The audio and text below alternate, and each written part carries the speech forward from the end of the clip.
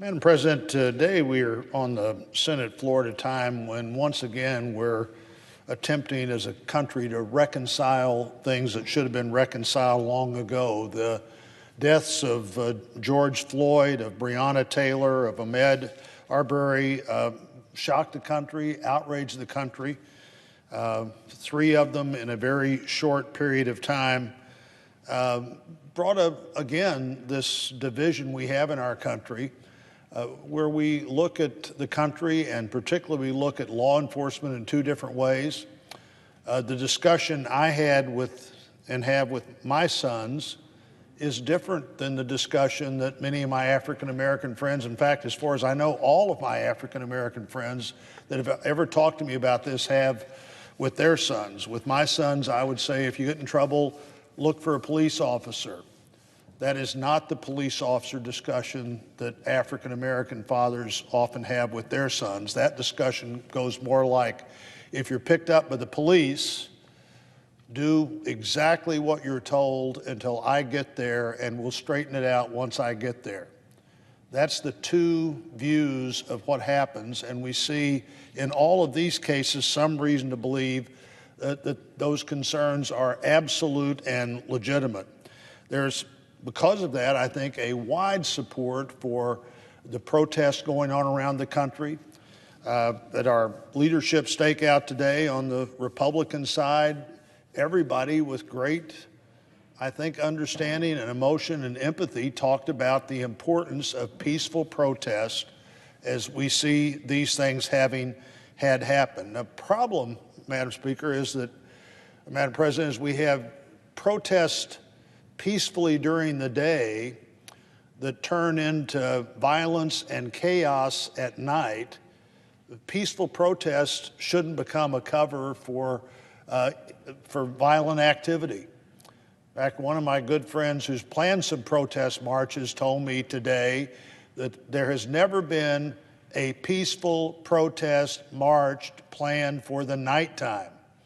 The nighttime is not the time for peaceful protest marching. It might be the time for a candlelight visual, but not time for peaceful protests. So what we see at night, people who either weren't part of that daytime protesting activity or were there in the daytime so they could transition to violence and looting at night, is absolutely outrageous, absolutely unacceptable. We saw George Floyd's brother yesterday go to the place where his brother died and say, if I am not looting, if I am not rioting, if I am not destroying other people's property, why would you be doing that?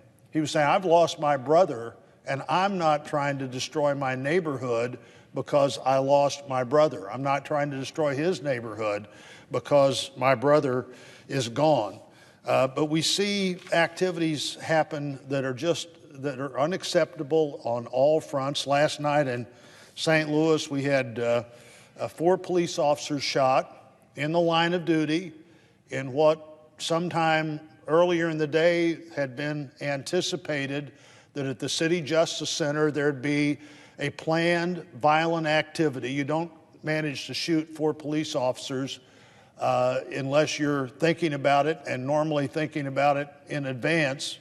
But that's what happened. Fortunately, those wounds were all survivable.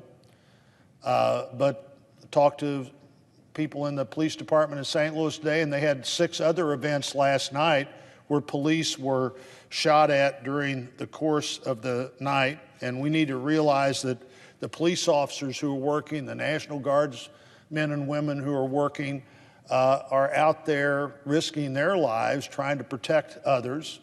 We need to realize that when they go to work every day, the members of their family have every reason to be concerned all day, every day, of what might happen. They don't know what door the person they love may be asked to knock on, what car they may stop, what moment may happen that makes the difficult life of being in law enforcement even more difficult. And we've certainly seen plenty of tragedies there.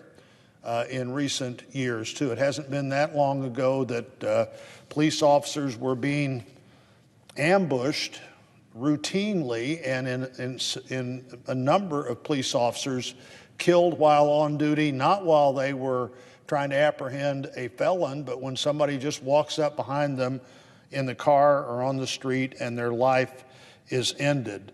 Then we see the horrifying image of George Floyd's murder, and we have the same fear for people in that situation and the people that they love. In fact, nobody should live in fear in our society of just their personal safety, not the law enforcement officers, not their families, not people who are peacefully protesting, or people who have violated the law and are being arrested as they should be, but not with the result that we saw.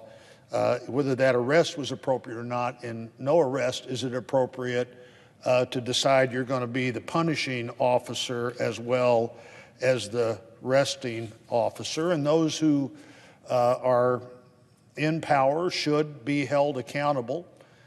Those who are in power should set an example. I talked this morning to the police chief in Kansas City, Rick Smith, who tomorrow will be joining a unity march with other leaders in the community and protesters in the community, marching along with the protesters with Chief Smith and other officers and other elected leaders, and that's one way to begin to resolve this.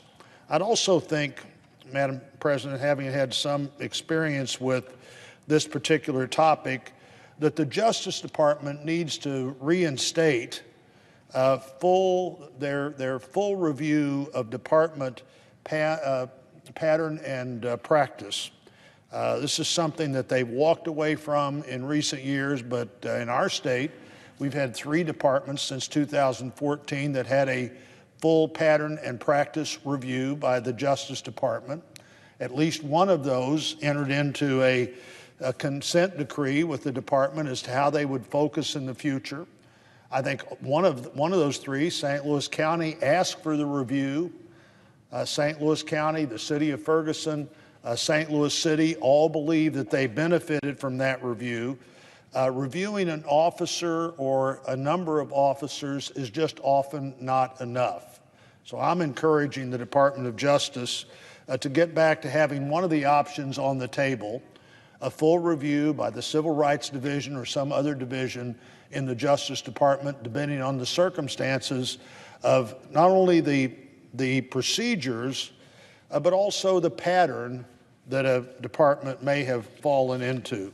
We cannot continue over and over again to have the same thing happen as we as society try to grapple with the same exact problem.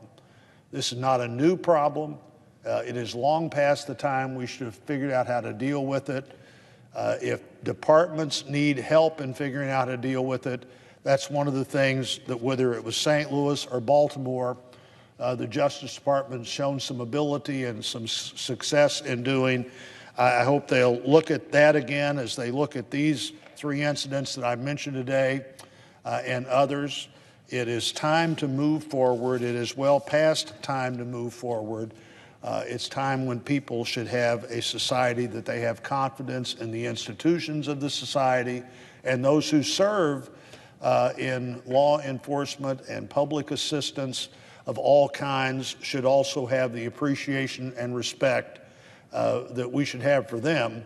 And of course, that's a contract where you earn that respect, but you also get that respect when you've earned it, as well over 99.9% of those who serve every day do.